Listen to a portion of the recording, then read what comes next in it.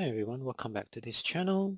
This quick video, I'm going to show you the results of the channel scanner. So we can actually save the channel scanner in CSV format or KML format. I'm going to show you two types of results. So let's look at the CSV format right now. So this is an example of the CSV format, and this is how it looks like. So we have the date, we have the time, we have the locations, and the band that we set up. For this example, we have about 4 channels set up at different frequency. You can see that it's 420, 475 meg, and then we have a 400 meg. And I'm going to show you how the KML file look like. So this is a KML file created by the FieldFox. And when you double click it, you go into this Google Earth Pro, which you can install in your computer. As you can see in the CSV file, we have multiple channels, so at every point this is going to show you the table. You're supposed to see a contour color to indicate the different power level. But for this case, it's not, because at every point we have multiple data in that. So there's no way to split it. So two ways of doing this. You can manipulate the data in CSV format. You recreate the KML file yourself. And for example, at this location, you split channel 1 from the rest of the channels, or you group all the channels into different groups and show all the data. So I found this software in the wild. Somehow can't find it in Keysight.com anymore, but I'm sure if you talk to any of the Keysight folks, they should be able to find it for you. So what I'm going to do is I'm going to browse to this file, and I'm going to split it to individual band and default text size, so you can change the text size, and we're going to go through the OTA later. So as simple as that, create KML file, and you are able to see this. So if you remember, the first one is, okay, let's turn on this one. So this is same color, which is just purplish color, and this is the second one. So it's split to individual band. So as simple as that.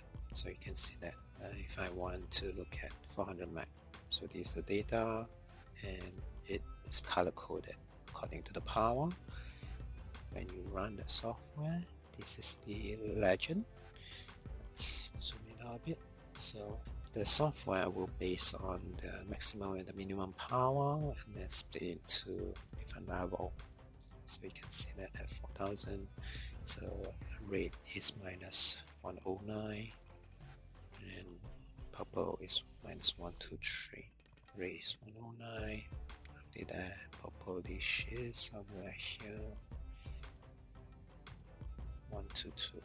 So you can see that different contour.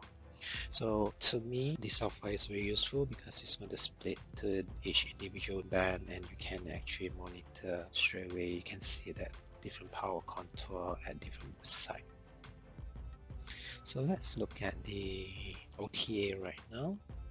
So with the OTA, let's try running OTA 5G NR signal. So this is the 5G NR OTA, and the only thing is different is that you are able to group the cell, the PCI, or even the carrier info, and then based on that, which power level you want it to create the contour.